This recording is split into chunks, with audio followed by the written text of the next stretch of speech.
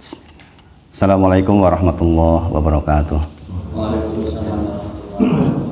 Alhamdulillahi haqqa hamdi nahmaduhu wa nasta'inuhu wa nastaghfiruh wa na'udzu billahi min syururi anfusina wa min sayyiati a'malina may yahdihillahu fala mudilla lahu wa may yudlilhu fala hadiyalah.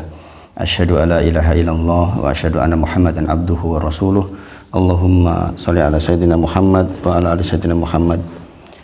Ya ayyuhalladzina amanu taqullaha haqqa tuqatih wa la tamutunna illa wa antum muslimun. Ya ayyuhalladzina amanu taqullaha wa qulu qawlan sadida yuslih lakum a'malakum wa yaghfir lakum dzunubakum wa may yuti'illaha wa rasulahu faqad faza fawzan 'azima. Subhanaka la ilma lana illa ma 'allamtana innaka antal alimul hakim. Rabbi shrah li sadri wa yassir li amri wahlul 'uqdatam min lisani yafqahu qawli. Amma ba'd. Kita bersyukur kepada Allah yang telah menyempurnakan nikmat kita sehingga kita masih bisa bermajelis pagi ini. Semoga diberkahi di sepanjang majelisnya, dan semoga kita termasuk orang-orang yang istiqomah dan diberikan afiah di dalam setiap kegiatan kehidupan kita, insya Allah. Salawat dan salam kita sampaikan kepada junjungan kita Nabi Agung Muhammad Sallallahu Alaihi Wasallam. Insya Allah kita dimudahkan oleh Allah untuk banyak-banyak sholawat, yang dengannya insya Allah kita mendapatkan banyak kemudahan baik di dunia maupun di akhirat kelak, insya Allah. Insya Allah kita masih melanjutkan kajian kita terkait dengan zikir pagi, zikir petang kita. Kemarin terakhir sudah sampai ke Allahumma inni as'alukal afwa wal afiyah fi dunya wal akhirah. Allahumma inni as'alukal afwa wal afiyah fi dini wa dunyaya wa ahli wa mali. Allahumma astur aurati wa amin ru'ati. Allahumma fadni min bayni yadayya wa min khalfi wa an yamini wa an shimali wa min fawqi wa a'udzu bi atmatika an ukhtala min tahti. Coba kita baca bersama-sama nggih. Sudah dibuka belum? Allahumma inni as'aluka al-afwa wal afiyah. Atau kalau disambung Allahumma inni as'aluka al-afwa wal afiyah fi dunya wal akhirah. Allahumma inni as'aluka al-afwa wal afiyah fi dini wa dunyaya wa ahli wa mali. Allahumma astur aurati wa amin ro'ati. Allahumma hfadni min bayni yadayya wa min khalfi wa an yamini wa an shimali wa min fawqi wa a'udzu bi atmatika an ukhtala min tahti. Ya, bismillah, kita insya Allah ulang sedikit nih. Kemarin kita sedang minta apa? Afiyah. Ketika kita mengucapkan Allahumma inni as'aluka al-afwa wal afiyah fi dunya wal akhirah, berarti kita sedang minta 10 kebaikan dunia dan akhirat. Insya Allah kemarin kita sudah bahas yang 5 dunia nih. Masih ingat nggak? Yang pertama apa? Dimudahkan di dalam ilmu. Yang kedua, ya, pertolongan Allah dalam hal ibadah. Yang ketiga, minta rezeki yang halal dan barokah. Yang keempat, sabar di atas penderitaan. Yang kelima, minta menjadi orang yang syukur. Insya Allah, alhamdulillah. Nah, itu yang 5 hal yang ketika kita mengucapkan Allahumma inni as'aluka afiyata fid dunya wal akhirah, berarti di otak kita, di hati kita, di belakang kita, di pikiran kita, kita sudah tertancap 5 hal ini. Dan ini salah satu doa antara adzan dan iqamah.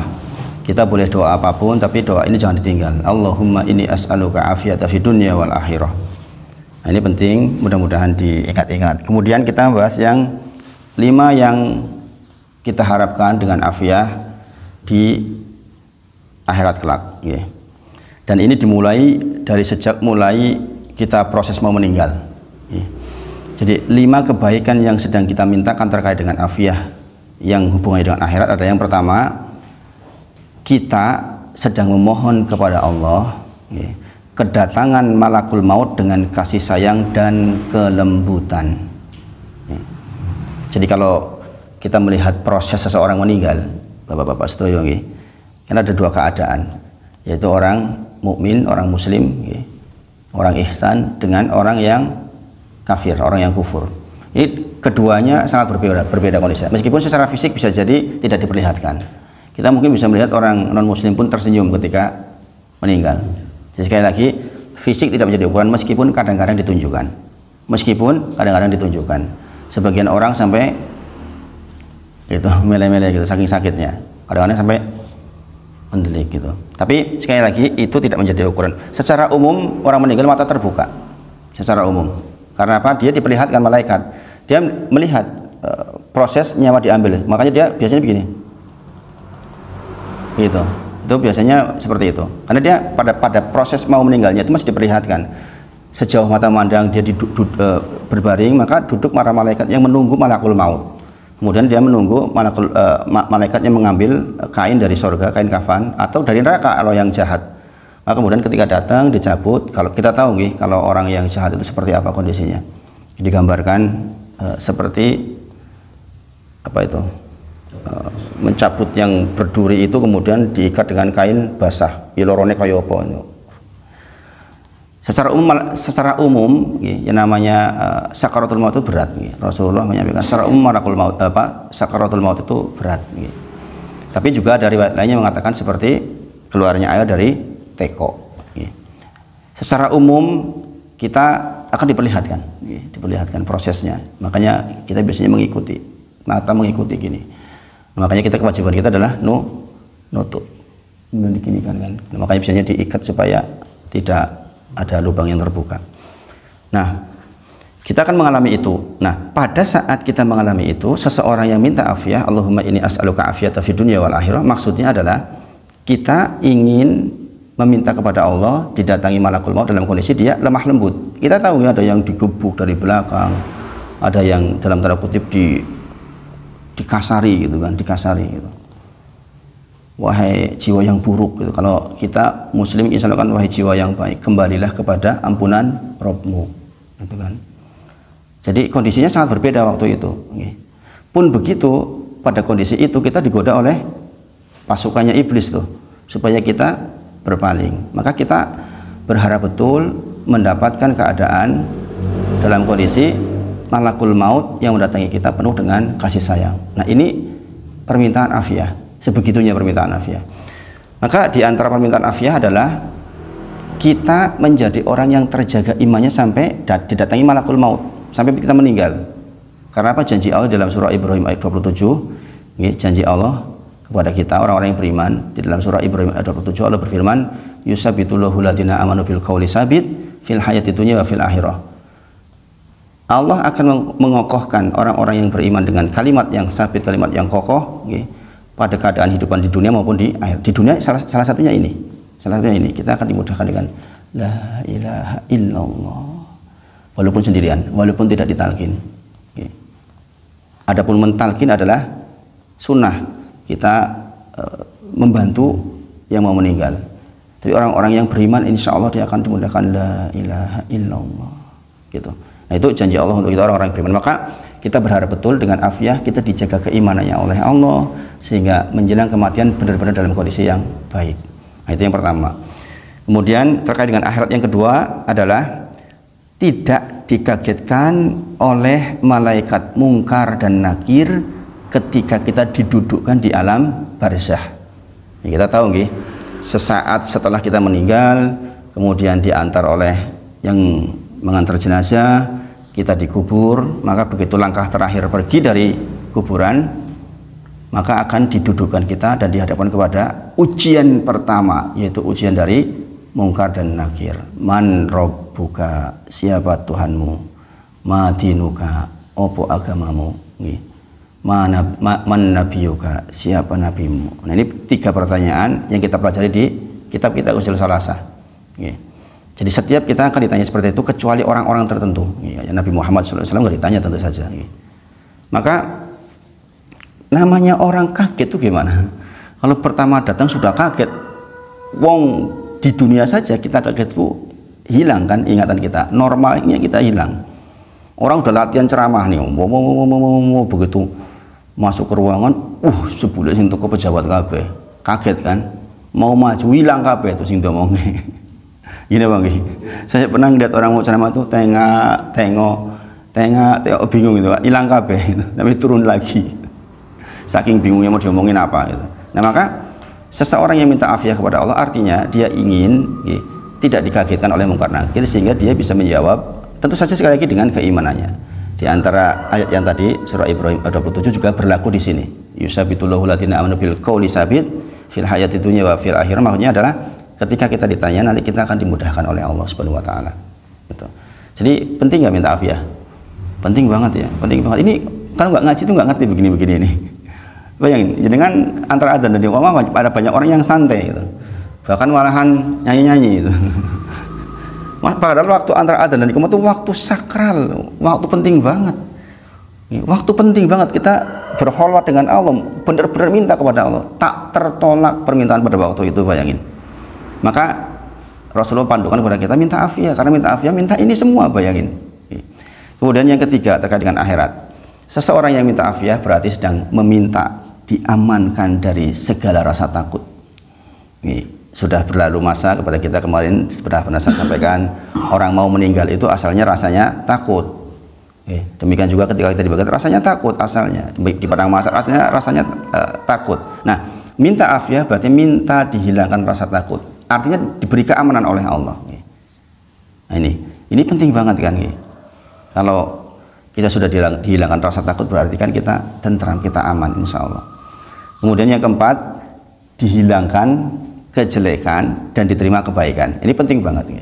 Jadi kan sering toh mendengar doa Allahumma taqabbal minna innaka antas sami'ul alim wa tub alaina innaka antat tawwabur rahim, kan gitu toh. Kalau jenengan dipandu doa-doa oleh mbah kaum atau siapapun ini biasanya kan ada kalimat seperti itu. Allahumma taqabbal minna innaka antas sami'ul alim. Jadi kita sedang ingin diterima seluruh kebaikan, diterima seluruh ibadah kita. Kita subuh seperti tadi diterima ya Allah. Kita duduk seperti ini diterima oleh Allah. Nah, ini penting banget nih. Bayangkan kita duduk seperti ini capek nggak diterima gimana? Ya kan, subuh kita berjuang dingin-dingin, kemudian nggak diterima kan, naudzubillah. Waktu hari Rabu kemarin kalau nggak duduk hujan besar banget nih. Saya ngisi pengajian pas di Gunung Sempu kebetulan. Besar banget hujan itu, masya Allah, itu nggak berhenti dari jam 2 Pak ya. Terus kayak terus kayak kabeh gitu. Saya berpikir ini ada yang datang apa enggak gitu. Ternyata alhamdulillah banyak, ya, 1 soft lebih. Biasanya di situ yang 3 soft, itu udah 1 soft lebih udah luar biasa itu. Masya Allah. Padahal hujan lebat seperti itu. Berarti ini orang-orang yang sudah diberi afiah oleh Allah. Kita juga memohonkan afiah untuk Mas Denny insya Allah. Mas Denny sekarang lagi diuji sakit, kita mohonkan afiah. Sebagian dari doa-doa kita untuk beliau, kita mohon afiah untuk Mas Denny, mudah-mudahan diringankan. Kemudian dihilangkan kejelekan, dihilangkan kejelekan, diterima kebaikan. Dihilangkan kejelekan tentu saja, sebagaimana kita bahas di dalam Sayyidul Istighfar, di dalam istighfar kita, kita ingin kejelekan kita di dunia dan di akhirat ditutup, bahkan tidak menjadi musibah buat kita di dunia dan di akhirat. Maka kita bersyukur sekali kita punya kesempatan untuk belajar tentang afiah ini, alhamdulillah. Kemudian yang kelima ini yang penting banget, bahwa seseorang yang meminta afiah kepada Allah, Allahumma inni as'aluka afiyata fid dunya wal akhirah, artinya dia sedang ingin minta kepada Allah untuk menjadi salah satu hambanya yang melewati sirat dengan secepat kilat. Kita tahu kita akan melewati sirat, meskipun kalau jangan dengar di YouTube ada loh dokter yang mengatakan, bukan dokter MA lah, dia mengatakan bagaimana mungkin sirat kok jembatan. Sirat kita mintakan di dunia, siratal mustaqim, jalan yang lurus di dunia, enggak, di sana enggak ada sirat, kata. Subhanallah. Ya kadang-kadang enggak jaminan orang dengan pendidikan tinggi sampai ke Mesir loh, tapi kalimat-kalimatnya seperti itu. Ini banyak orang yang terkena subhatnya, jadi mengadu domba keadaan, mengucapkan arti la ilaha illallah itu bukan tidak ada Tuhan selain Allah, tidak ada zat yang berhak diibadahkan kecuali Allah, bukan, tapi persatuan. La ilaha illallah artinya persatuan. Bayangin. Itu biasa syukur, itu jenengan bisa lihat di YouTube seperti itu. Makanya jenengan nggak usah ikuti yang kayak gitu itu. Nanti bulek pikirannya, stres gitu.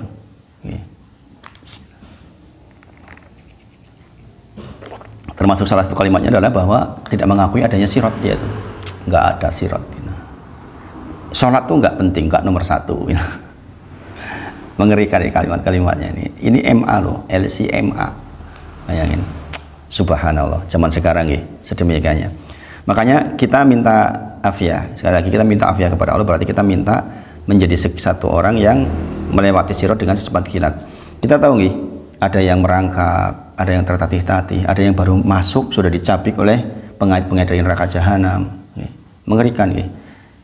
Tapi ada orang yang secepat kilat, dia selamat langsung ke surganya Allah. Nah, minta afiyah sedang minta itu. Bayangkan Pak, kita itu minta afiyah itu tentrem banget di hati. Saya tuh begitu mengucapkan Allahumma ini as'aluka al-afiyata fid dunya wal akhirah, itu rasanya itu semuanya itu jadi tentrem.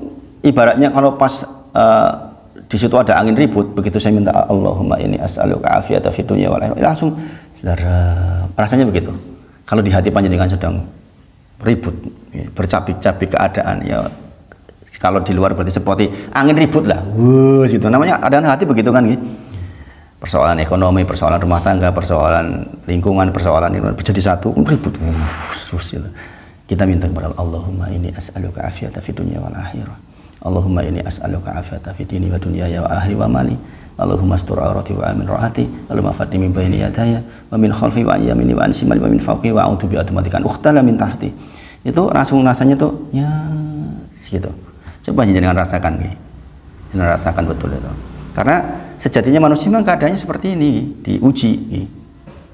Kita memang di dunia itu memang dengan ujian. Bentuknya sakit lah, bentuknya macam-macam lah, ya, macam-macam. Tak terkecuali siapapun dia. Kemudian kita lanjutkan, Allahumma inni as'alukal afwa wal afiyah fi dini wa dunyaya wa ahli wa mali.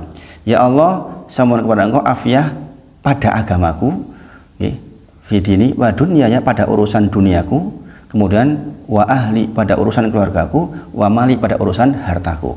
Nih ada 4 hal secara khusus. Tadi secara umum kita sebutkan afiyah secara umum.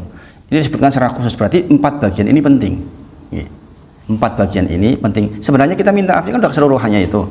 Tapi Rasulullah kemudian tekankan, dan Rasulullah berulang kali seperti ini, model seperti ini.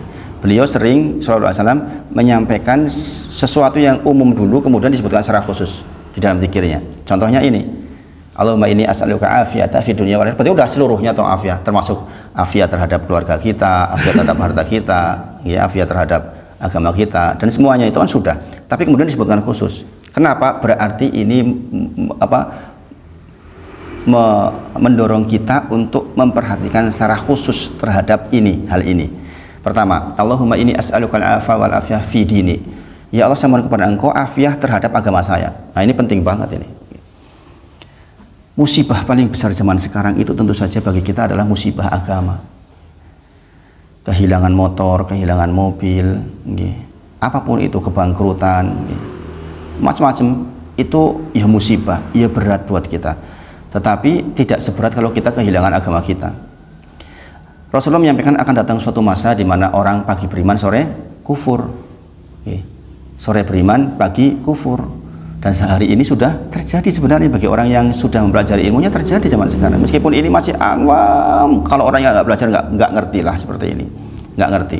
Itu tentang ilmu nawaqidul Islam, al-nawaqid al-Islam, yaitu hal-hal yang membatalkan keislaman kita.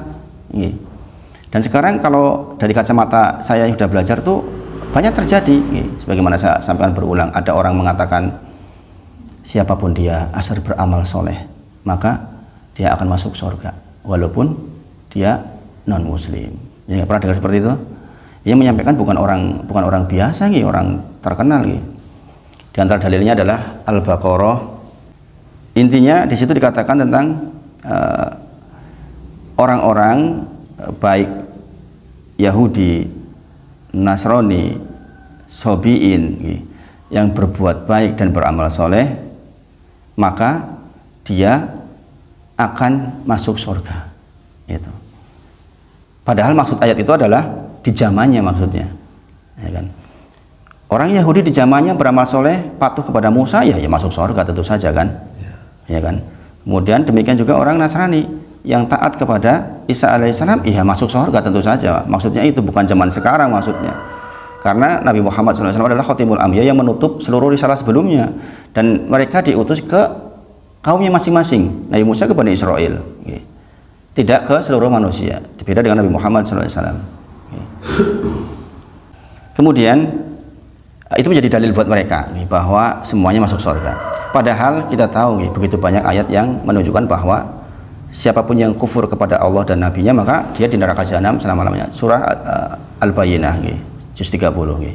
Innal ladzina kafaru min ahlil kitabi wal musyrikina fi nari jahannam khalidina fiha. Sesungguhnya orang-orang yang kafir, orang-orang yang kafir dari bagian ahli kitab, maka dia akan masuk neraka jahanam khalidina fiha selama-lamanya. Nah, kemudian kalau zaman sekarang ada orang mengatakan ini surganya orang Islam, ini surganya orang ini surganya orang ini surganya orang terus gimana? Berarti kan dia membatalkan salah satu atau salah sekian jumlah ayatnya Allah Subhanahu wa taala. Dan di antara nawakid Islam, hal yang membuat keluar dari Islam adalah membatalkan ayat-ayat Allah itu. Itu paling berarti ada orang yang sore beriman, pagi sudah kufur karena kalimatnya. Dulu mungkin kita berpikir, kok iso yo?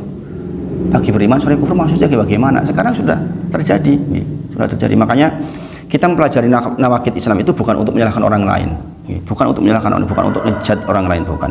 Bahwa beliau nanti akan diberi hidayah lagi oleh Allah, itu urusan dia. Ucapannya juga tanggung jawab dia di sisi Allah. Tapi kita belajar dalam rangka untuk menyelamatkan diri kita masing-masing, supaya kita tidak masuk ke itu. Ke dosa itu, dosa nawakid itu.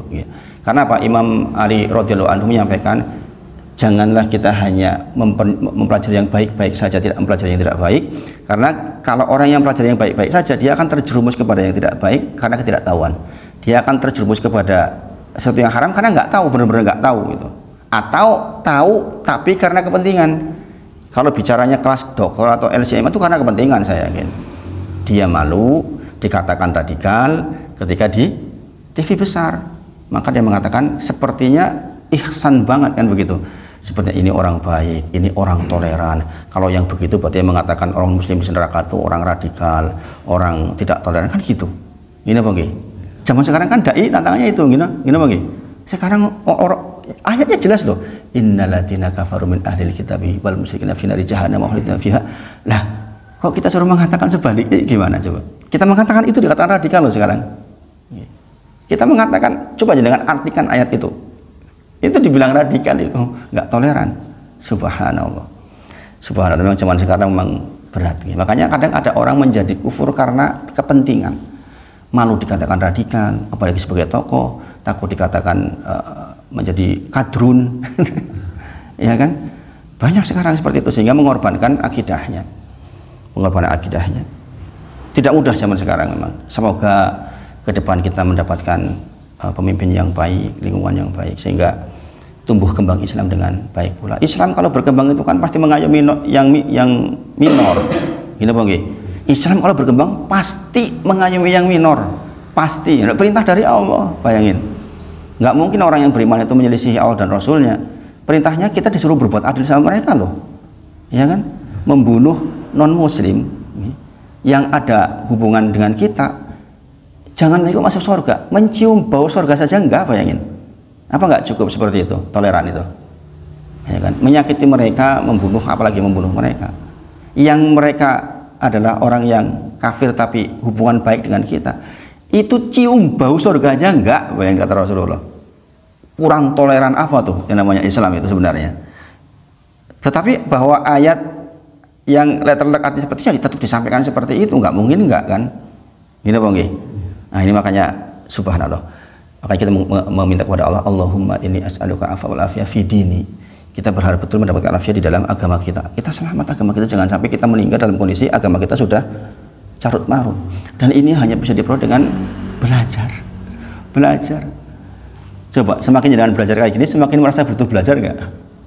Kalau saya begitu, semakin saya mendapatkan ilmu baru semakin ya Allah semakin bodoh banget gitu. Maka Imam Syafi'i menyampaikan di antara ciri benarnya belajar seseorang adalah dia merasa semakin bodoh. Imam Syafi'i loh, rahimahullah ta'ala. Jadi kalau kita makin belajar, makin merasa kurang, ya jauh banget, ya Allah, itu berarti benar proses belajarnya. Tapi kalau kita belajar menjadi petatang peteng-teng, ini masalah itu.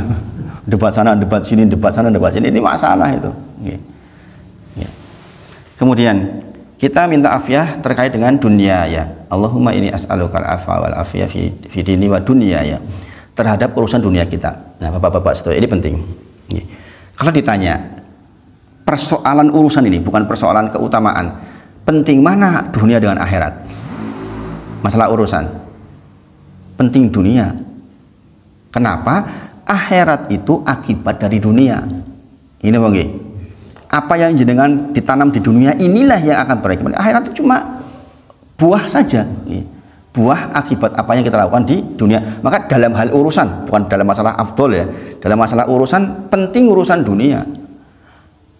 Maksudnya kita tuh betul-betul ingin dapat afiah dunia kita, rezeki kita cukup, kesehatan kita cukup, lingkungan kita cukup, istri kita cukup sih salah ngomong gua. Cek gue Ustaz bilang cukup kumamat Ustaz. Nah, jadi kita sedang minta kepada Allah seperti itu, urusan dunia kita baik. Ya maafum lah, kadang-kadang yang membuat orang gantung diri juga kan urusan dunia itu, iya nggak kuat banget persoalan ekonomi, mati wae lah. Bagaimana saya sampaikan ke jenengan, ada orang telepon ke saya, Ustaz, saya udah 1 bulan nggak bisa tidur, saya minta mau balik sama ibu aja lah, saya udah nggak kuat, saya ingin pengen nyusul ibu aja, ibunya udah meninggal. Padahal dia finansialnya bukan cuma cukup, lebih dari cukup, mobil lebih dari 1, suaminya juga punya jabatan tinggi, tapi istrinya telepon, saya pengen mati aja, udah nggak kuat, ya, telepon. Tapi seluruh ngadepi kayak gitu gimana jadi kan? Di telepon gitu gimana? Ya wis kono gak cepat gitu. Subhanallah. Subhanallah. Seperti itu. Maka kita minta kepada Allah afiah terhadap urusan dunia kita. Anak-anak kita yang mau berpendidikan apa kita nggak tahu. Kita mohon afiah kepada Allah. Dimudahkan oleh Allah. Kemudian, nah ini yang ketiga, Allahumma inni as'aluka al-'afwa wal afwa fi dini wa dunyaya wa ahli. Nah, ini ring pertama kita nih, wa ahli. Kita minta kepada Allah agar diberikan afiat terkait dengan keluarga kita, istri kita, anak kita, menantu kita, cucu kita, cicit kita dijaga oleh Allah, dapat afiat. Sebagaimana saya sampaikan berulang-ulang, begitu banyak orang yang mendapatkan ujian justru dari ring pertama ini, dari keluarganya. Barusan kejadian di Magelang toh, yo bayangin dikasih apa tuh, sianida, arsenik dan sianida. Subhanallah, subhanallah. Saya tuh kalau ngeliat kayak gitu tuh, ya Allah, kita langsung mengingat keluarga kita sendiri itu terjadi sama kita. Melihat sekarang video seperti itu bisa loh terjadi di keluarga kita kalau kita nggak hati-hati. Kita nggak tahu pikiran anak kita, ya kan, dia dapat apa di luar, ya kan. Itu berarti kan orang-orang yang terkontaminasi dengan urusan di luar, gitu. Gemuk nggak kurang-kurang toh, itu berarti panganannya suka wong tua gitu, kurus ngono gitu kan, lemu banget tuh, yo bioro-bioro ngantian, ya kan. Itu masalah katanya masalah ketersinggungan, merasa nggak diperhatikan, kakaknya diperhatikan dia tidak, padahal perasaan dia saja. Saya boleh mengatakan, wilah perasaanmu wae. Oh, memang ketoknya perasaanku wae, Pak. Subhanallah, subhanallah. Ya. Jadi sedemikiannya orang sampai kepada keluarganya melakukan hal yang sedemikian. Waalaikumsalam, monggo Pak.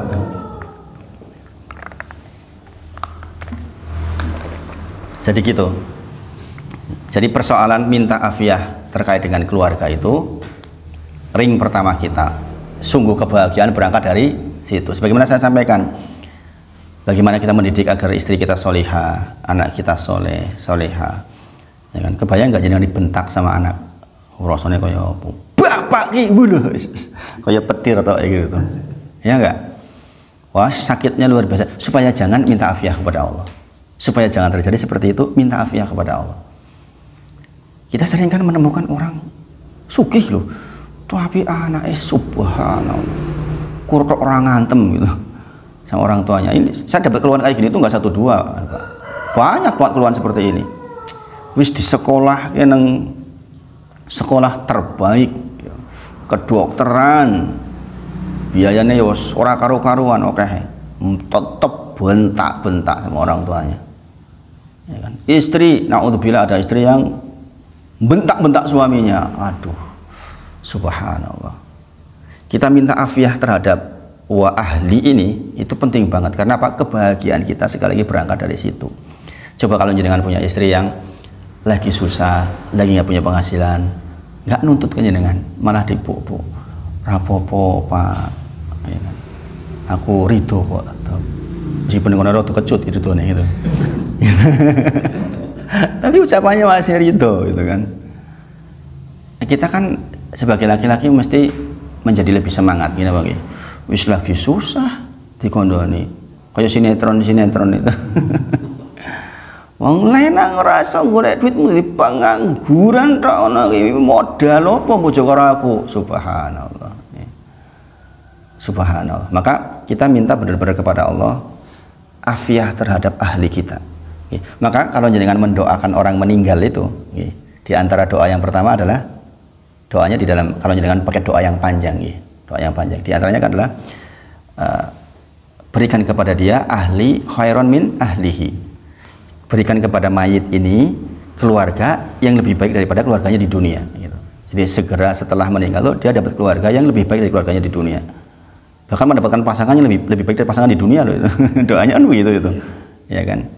Karena memang persoalan ahli ini, persoalan keluarga ini persoalan penting banget, Pak. Persoalan pentingnya luar biasa gitu. Saya selalu menyampaikan ke anak-anak, ke keluarga itu, ingat loh, keluarga kita itu harus nomor satu. Pokoknya memperhatikan keluarga itu harus nomor satu. Ini ring pertama kita. Ya. Maka kadang-kadang saya menguji anak saya. Gitu. Saya kadang-kadang suka ngasih ujian ke anak-anak. Contoh, penjenggukan kemarin ke pondok. Jangan tahu gitu, pondok sana kan isinya jilbabnya besar-besar semua tuh, ya kan. Kemudian sebagian juga pakai cadar, sebagian. Saya datang ke sana sengaja, gitu. Pakai baju anak muda, gitu. Pakai kaos, pakai celana yang celana yang zaman sekarang, celana apa namanya, yang bawahnya ada ikatnya itu, pakai sepatu cat. Coba reaksinya anak saya gimana gitu. Nah, saya tahu reaksinya dia pasti akan malu gitu. Oh, ayahku kok gitu gitu. Bener, begitu saya datang ke sana, turun dari kendaraan itu. Saya mau ketemu teman-temannya itu kan di masjid tuh. Ya, jangan ke sana dulu ya, aku malu ya. Malu. Nah, udah tahu itu memang tujuan saya pendidikan. Udah tahu, udah selain naik ke kendaraan, di kendaraan saya beritahu, apapun kondisi keluargamu, miskin, kaya, tidak sesuai dengan teman-temanmu, yang nomor satu tetap keluarga. Jadi kamu gak perlu malu kepada kondisi ayahmu seperti apa. Itu tadi ayah berpenampilan seperti itu. Coba kalau ayah koyok pengemis, kamu lebih malu lagi mungkin. Nah, yang terjadi harusnya apa? Jangan malu. Kata bapakmu koyok pengemis, jangan malu. Tetap keluargamu itu nomor satu. Itu saya bentuk mengajarkan afiah kepada anak-anak seperti itu. Jadi kadang-kadang saya berpenampilan, kan mungkin kaget ketemu saya di jalan, tahu-tahu pakai cat. Oh ya, anak muda gitu. Nah, itu pendidikan untuk anak-anak, bahwa keluarga itu tetap harus nomor satu. Jadi ring pertama itu selamat dulu. Makanya betul ada RT kan kumpulan dari keluarga-keluarga, kemudian ada RW kumpulan dari RT-RT. Itu karena membangun negara pun berangkat dari keluarga. Maka perintahnya adalah selamatkan keluargamu dari api neraka. Bukan selamatkan RT-mu, bukan. Karena menyelamatkan keluarga berarti menyelamatkan RT pula akhirnya. Gini bang. Nah, ini penting banget. Maka kita minta afiah terkait dengan ahli kita. Kemudian Allahumma inni as'alukal afwa wal afiyah fi dini wa dunyaya wa ahli wa mali, terhadap harta kita. Kita minta afiat terhadap harta kita. Berapapun harta yang kita miliki, itu yang Allah rizkikan kepada kita, maka kita minta afiat terhadap harta itu. Di ada bentuk afiat terhadap harta adalah kita menjadi orang yang lomoh, orang yang mudah bersedekah. Ada dua orang, satunya punya uang 1 miliar, satunya 1 miliar, bisa sangat berbeda loh kondisinya. Yang satunya menjadi ahli neraka jahanam, satunya menjadi ahli sorga. Dengan modal yang sama loh, dengan modal yang sama. Karena Pak, yang satunya mengatakan, loh, ini harta-hartaku, capek-capekku, ya kan? Apa yang saya kasih-kasihkan ke orang? Nah, ini masalah besar. Dan ini banyak nih, karena asalnya manusia itu apa? Wa innahu lihubbil khairi lasyadid. Kebanyakan kita itu cintanya terhadap harta tuh cinta banget. Itu Allah yang mensifati. Dikasih lebih gak bersyukur, pedidingan gaya, sok ngeklaim bahwa kekayaan miliknya, merendahkan orang lain, kekurangan, mengeluh. Itu sifat kita di juz 29 disebutkan. Manusia diberi lebih itu pendidikan, gaya orang kelingan Gusti Allah. Sok-sokan dikiranya itu hasil kerja dia. Dikasih kurang, ribet, mengeluh. Itu manusia. Nah, maka supaya kita nggak seperti itu, kita minta afiah kepada Allah agar bahkan rezeki yang sedikit pun masih kita bisa bagi-bagi keluarga kita, kemudian sebagian ke orang-orang yang butuh. Bukankah kita tahu di antara cara terbaik untuk menjadi solusi terhadap rezeki kita adalah bersedekah? Semua orang kan tahu itu. Semua orang tahu, tapi prakteknya kadang-kadang nggak mau itu, ya kan? Bukankah ketika kita ingin dimuliakan oleh dengan harta kita, kita sedekah? Semua orang tahu itu. Tapi untuk melakukan sedekah butuh afiah dari Allah Subhanahu wa taala. Maka apa ya kalau dengan dikasih rezeki? Ada loh, banyak loh kisah-kisah yang menakjubkan terkait hal-hal seperti ini. Seseorang meninggal dalam kondisi sujud di Masjidil Haram. Seseorang meninggal dalam kondisi sujud di Masjid Nabi. Insya Allah jelas orang baik kan. Orang dibuat meninggal dalam kondisi sujud di Masjidil Haram atau di Masjid Nabi jelas orang baik insya Allah. Seorang syekh melihat kejadian itu. Loh, apa sih amalan orang ini sampai meninggal dalam kondisi sujud di Masjidil Haram? Maka dia tanya kepada ahlinya, tanya kepada keluarganya, apa yang dia lakukan? Keluarganya nggak tahu, nggak ada yang istimewa Pak. Nggak ada yang istimewa, orang ini biasa-biasa saja. Sholat malamnya juga secukupnya, dia tegak malamnya, sholat malam tapi nggak istimewa untuk sampai berjam-jam. Gitu. Kemudian seseorang janda di samping rumahnya menyampaikan, sungguh sepeninggal suami saya, bapak ini memberikan separuh dari gajinya untuk menghidupi saya dan anak-anak tanpa minta balasan apapun. Bukan karena naksir, bukan karena mau ngepek janda, bukan. Karena ngepek janda lain cerita itu. Dia menyampaikan, sejak suami meninggal, setelah ini nanti saya akan bagi gaji saya separuh untuk sampai meninggalnya. Jadi makanya dikatakan as-sadaqah itu burhan itu bukti keimanan. Orang cukup beriman ini sholat rajin ke masjid, belum cukup. Maka dulu saya pernah sampaikan kan di sini tentang tidak akan berkumpul antara asyuh wal iman. Syuh dengan ilman atau pelit dengan iman itu nggak akan pernah berkumpul, nggak bisa. Fi qalbi abdin, di dalam hati seorang hamba selama-lamanya. Jadi kalau kita masih pelit, kita belum dapat afiah dari Allah. Rasanya masih awal ketika mau nolongin orang itu, yakin banget kita belum punya afiah, belum punya iman yang baik. Iman kita tuh diuji justru di situ gitu. Makanya kalau pelit itu mau kaya sekaya apapun dia tetap susah hidupnya, mesti sempit. Dan saya punya teman yang seperti itu, subhanallah. Yang subhanallah, maksudnya nggak pantas lah gitu, maksudnya dengan ukuran seperti dia kekayaannya tuh. Nek nyangoni wong ini ora patut gitu. Ponaan-ponaan datang gitu misalnya tuh nggak pantas. Beda dengan yang saya ceritakan kemarin kakak saya itu, masya Allah. Hidup jenengan datang ke rumahnya mungkin yo jauh lebih mulia jenengan rumahnya, rumah tabon, ngontrak di situ, yang sangat sederhana. Tapi masya Allah, hatinya, masya Allah. Saya kadang-kadang suka iri gitu sama beliau itu. Kadang-kadang bayangkan, dia nanti mansilahnya di surganya tingginya kayak apa, masya Allah. Gak banyak orang bisa seperti itu. Sekali lagi itu salah satunya buah dari orang tuanya. Menjadikan jadi orang tua soleh loh ini. Terus nggak ada urusan bagaimana nanti pun jadi soleh aja. Jenengan sama istri soleh aja. Nanti jangan ada keturunan soleh insya Allah. Adapun kejadian seperti Nuh punya Kan'an itu cerita lain itu kekhususan supaya kita nggak sombong maksudnya. Nabi kok punya anak kayak Kan'an dan istrinya. Nabi Lut punya istri kok begitu gitu. Itu ujian terhadap ahli gitu. Ujian terhadap keluarganya. Tapi secara asal, hukum asal, orang tua soleh maka akan dikirimkan kepadanya anak-anak yang soleh. Maka jangan pusing-pusing mikir kesalehan anak, sebenarnya kita aja soleh. Insya Allah Allah akan berikan kesolehan untuk kita. Nah itu 4 hal terhadap afiah. Kita ulang lagi. Allahumma inni as'alukal afa wal afiyah fi dunya wal akhirah.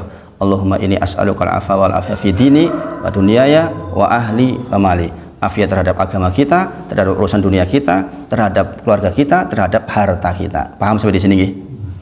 Bayangin, membahas zikir ternyata panjang kan?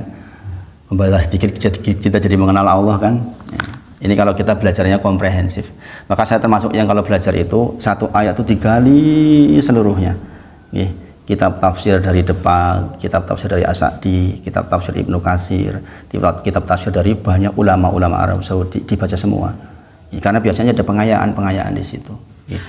Di kitab tafsir Ibnu Katsir misalnya ada kisah-kisah. Masya Allah, Masya Allah. Kemudian selanjutnya Allahumma stur aurati. Ya Allah, mohon kepada Engkau ditutup auratku. Gitu. Nah, maksudnya apa? Kita minta kepada Allah agar ditutup seluruh aib-aib kita. Jadi kalau kita minta Allahumma stur aurati, kita sedang minta kepada Allah agar ditutup aurat kita, ditutup keburukan-keburukan kita. Ditutup aurat, ditutup kekurangan, ditutup aib dan segala hal yang tidak baik. Kita tahu orang sebenarnya nggak mau duduk dengan kita kalau tahu keburukan-keburukan. Dibuka 1, 2, 3 aja. Kita punya keburukan, dibuka 1, 2, 3 keburukan kita. Nggak usah 3, 1 aja keburukan itu. Mungkin orang nggak mau duduk dengan. Orang mungkin nggak mau belajar sama saya kalau tahu keburukan saya. Gitu. Makanya sebagaimana saya sampaikan, saya masih mau berdakwah itu kalau istri masih kasih lampu hijau. Gitu. Kalau istri nggak kasih lampu hijau, saya nggak mau, nggak mau berangkat saya. Gitu. Setiap mau berangkat kayak gini. Gitu. Saya panggilnya Bun. Kadang-kadang Umi, saya berangkat nggak? Berangkat ya. Maka saya berangkat. Kalau berangkat nggak berangkat saya. Kenapa? Hiyarukum li ahli. Yang terbaik di antara kalian adalah yang terbaik kepada istri kalian. Kalau istri kita mengatakan jelek, hati-hati. Hati-hati gitu. Kalau sampai keluarga kita, istri kita, anak kita mengatakan kita jelek, hati-hati, itu bahaya gitu. Berarti kita memang benar-benar jelek. Kecuali istrinya memang bermasalah secara syariat. Karena ada juga orang sudah rajin ngaji, dan sebagainya suaminya, tapi istrinya tetap aja musuh gitu. Ini dikeluhkan ke saya juga, Ustaz, saya dengar ceramah jenengan saya jadi pusing katanya. Kenapa? Tiap kali saya pulang saya dikatakan sama istri saya itu sampai kayak gaya mentadi wong. Kasihan ini gitu. Jadi orang ini punya masa lalu. Masa lalunya nggak terlalu baik. Sudah baik sekarang. Tetap dihubung-hubungkan masa lalu gitu maksudnya itu. Nah, makanya dia agak stressing gitu. Saya kan udah berubah. Sampai dia mengatakan begini, mudah-mudahan ini tidak ria ya Ustaz itu. Apa kowe iki ora ngerti wengi-wengiku kaya apa? Itu sampai kayak gitu, sampai kayak itu ibaratnya tuh. Kowe ngerti toh, aku ki jam 1 wis salat tekan subuh. Mosok ya kaya ngono urung dianggap berubah. Kayak gitu, sampai kayak gitu. Sampai kayak gitu ceritanya ke saya itu. Masya Allah nih. Masya Allah. Makanya sekali lagi kita minta kepada Allah, Allahumma stur aurati, kita ingin ditutup aib-aib kita. Tetapi sekali lagi kita butuh jujur kan, maka tanyakan ke keluarga kita. Aku kijane sepatu turung to dadi wong sing bener gitu. Ini selalu menjadi diskusi saya dengan istri saya itu diskusi kami sekeluarga itu seperti itu. Sebaliknya saya kepada istri juga demikian sama. Istri saya kan juga ngajar Iqra, ngajar macam-macam lah. Itu saya sampaikan hal-hal yang terkait dengan masalah kelebihan dan kekurangan. Meskipun saya sampai katakan ke istri saya itu susah menemukan kekurangan kamu loh gitu. Apa ya kurangmu itu? Susah gitu. Karena saya timbang malah KPN menurut saya gitu. Kayak KPN ke saya bilang gitu. Gitu. Demikian juga sebaliknya. Makanya di antara saya dakwah itu ukurannya salah satunya. Jadi kalau keluarga sudah menyoal saya berhenti dakwah. Nah, doa ini Allahumma stur aurati, ya Allah saya mohon kepada Engkau agar ditutup auratnya, aibnya, itu sekaligus adalah fikih bahwa kita nggak boleh membuka aib kita. Sebagaimana saya terangkan di Sayyidul Istighfar kemarin, nggak boleh kita itu buka aib kita, nggak boleh. Jangan malah bangga, jangan dibuka aib yang sudah ditutup sama Allah, maka jangan sekali-kali dibuka. Aku jujur kok, aku pernah zina sama dia, aku jujur, aku pengen tobat.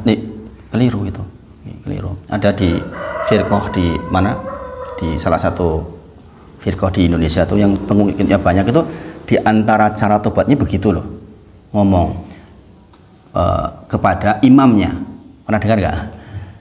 Saya melakukan zina ini ya imam dengan si fulan, kafarahnya 3 juta. 3 juta ya kan? Pernah dengar nggak Pak? Di sini loh dekat banget pusatnya. Jangan tahu nggak? Itu di situ seberang ring road. Pusatnya itu. Kenapa saya tahu? Saya kenal baik ya sama tokohnya. Kenal bukan sangat baik kenalnya bahkan. Koyo wong tuane dhewe. Sebenarnya kalau saya dulu kepleset, saya jadi tokoh di sana itu. Salah satu yang sangat diharapkan untuk menjadi tokoh di sana. Jadi seperti itu, orang yang justru malah disuruh dibuka itu. Saya kemarin nyolong kafarahnya 300.000. Saya kemarin bohong kafarahnya 250.000. Ngomong ke imamnya, bayangin.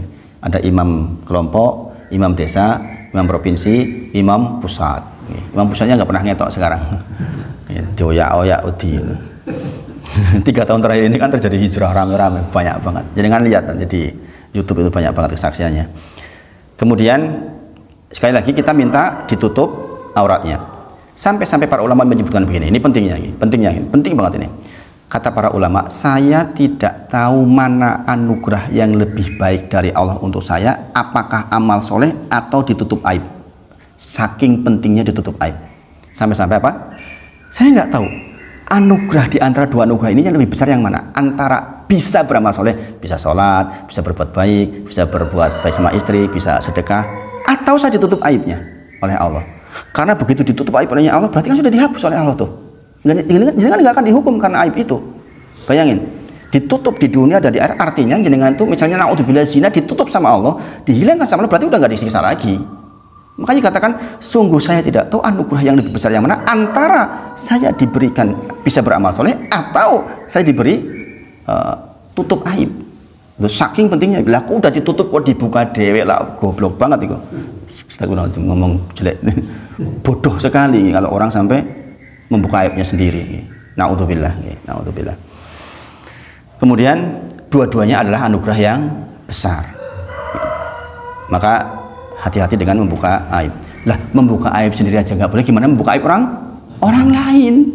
Membuka aib sendiri aja nggak boleh. Membuka aib sendiri kita hanya merugikan diri sendiri. Membuka aib orang lain, kafarahnya berat. Saya membuka aib jenengan di depan orang banyak, maka saya wajib membayarnya dengan mengatakan kebaikan jenengan di depan orang banyak pula, itu bayarannya. Kalau enggak, utang tuh sampai mati itu.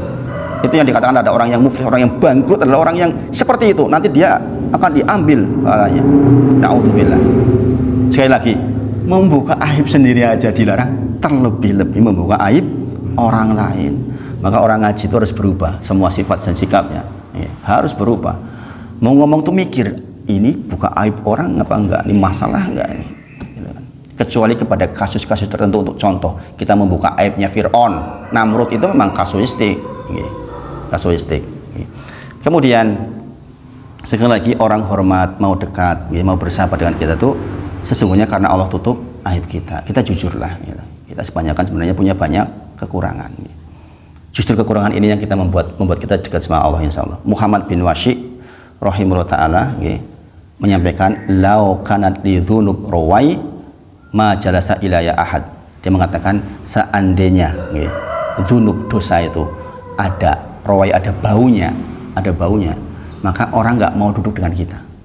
Seandainya dosa kita berbau, bapak-bapak sedoyo, jenengan dosanya mambu wis kaya apa wis, ambune ora karu-karuan, bau bajin kan orang Cilacap bilang. Mau bajin ki bau yang sudah banget, sama nggak dengan di sini? Sama nggih.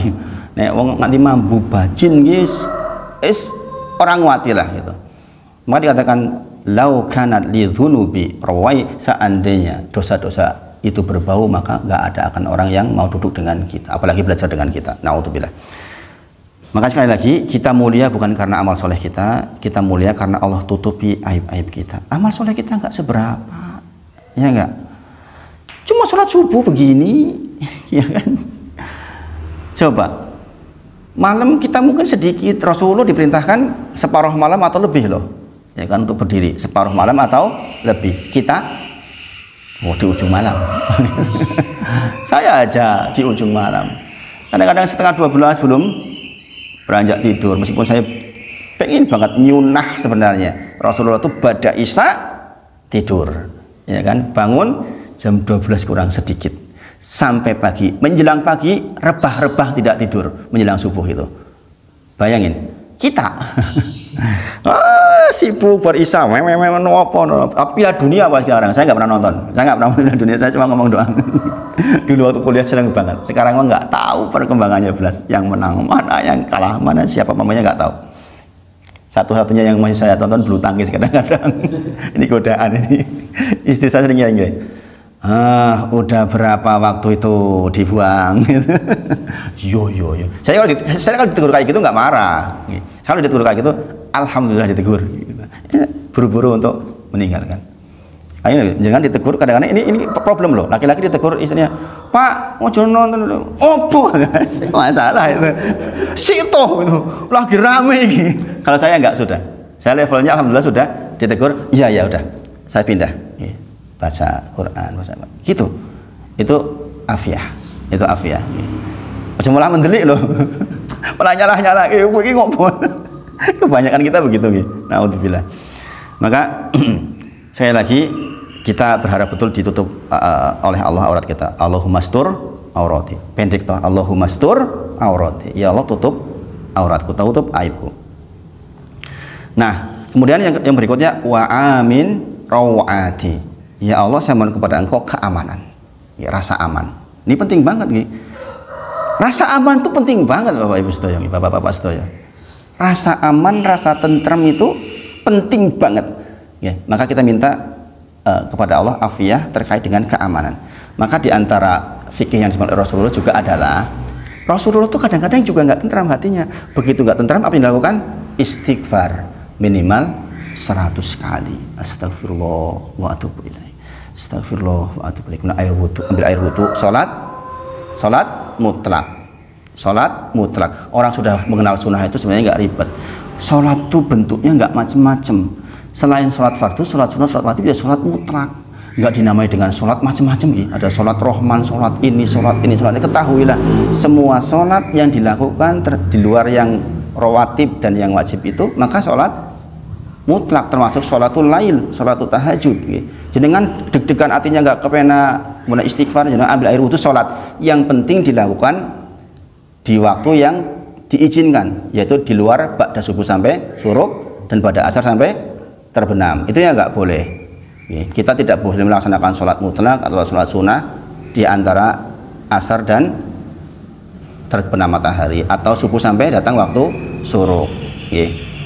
Meskipun itu bisa dilakukan kalau ada sebabnya. Orang meninggal ba'da asar harus dikubur itu ya disolati. Itu karena ada sebabnya. Dengan masuk ke masjid ba'da asar ya tetap sholat tahiyatul masjid karena ada sebabnya. Tetapi kalau tidak ada sebabnya maka nggak boleh. Nah, selain waktu itu silahkan saja dengan mau sholat berapapun.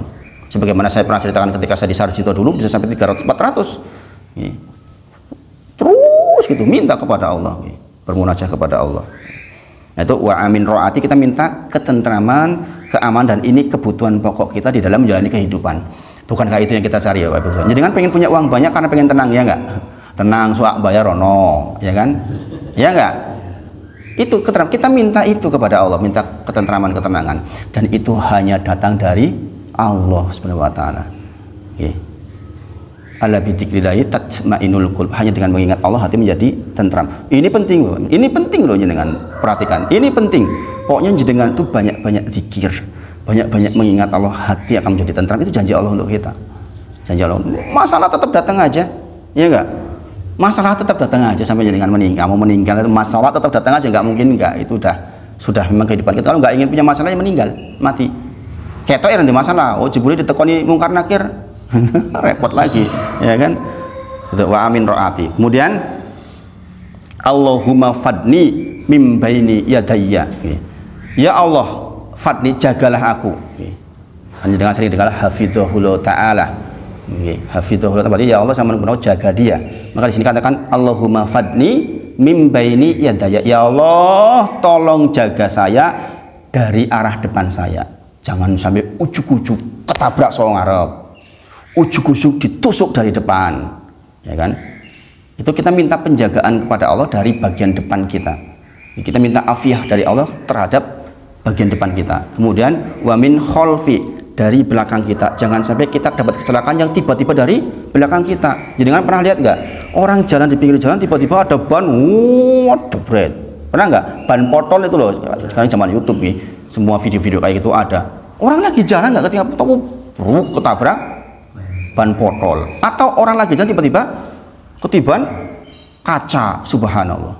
Ada yang menakjubkan ketiban kaca tapi milisip ke sini, ngomongnya si Urip kan itu. Saya pernah lihat videonya. Maka kita berdoa kepada Allah, wa min khalfi dari belakang, wa an yamini dari sebelah kanan, wa an shimali dari sebelah kiri, kemudian wa min fauqi dari atas kita, wa a'udzu bi admatika ukhtala min tahti. Ya Allah, saya mohon kepada perlindungan dari tersambar dari bagian bawah. Jangan pernah dengar tentang likuifaksi itu dulu, ya enggak? Gempa likuifaksi yang sampai dikulet-kulet itu. Kalau saya dengar ceritanya kesaksiannya kan orang kayak disedot dari bawah, dibawa ke bawah, tahu-tahu udah mendelep hilang, seperti korun, ya kan? Korun kan ditenggelamkan, gitu. Maka kita berdoa kepada Allah jangan sampai kita seperti itu. Ini doa-doa seperti ini penting banget untuk khususnya ketika kejadian kayak Cianjur misalnya, gempa-gempa kayak gitu. Bayangin kita ketiban dari situ, masya Allah Bapak Ibu. Bapak saya itu dulu ketika datang ke adik saya di Tamanan waktu gempa 2006 itu sebenarnya kematian itu tinggal 1 senti mungkin itu. Dia tidur di sini, yang namanya balek dari atas tuh jatuh tuh di sini nih, cuma 1 senti lah itu. Kalau nabrak ke orangnya klik ya sudah pendeng itu masya Allah masih diselamatkan gitu.